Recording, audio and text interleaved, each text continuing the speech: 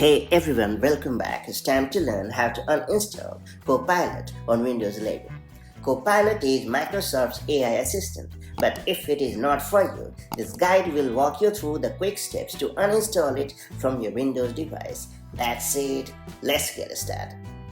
So first off, you have to hit the Start button and then choose the Settings app. And once you are in the settings menu, look for the apps section on the left hand side of the menu and then select the apps option. And then you have to choose install apps option on the right.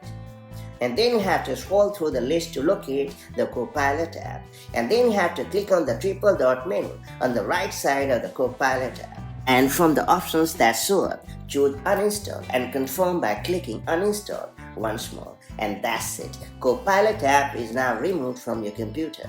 Although the Copilot app is uninstalled, you may still see a Copilot button in the Windows search experience on the taskbar. This is separate from the app itself. So if you want to disable the Copilot feature in the Microsoft Edge as well, head over to the Edge settings and then choose the sidebar option.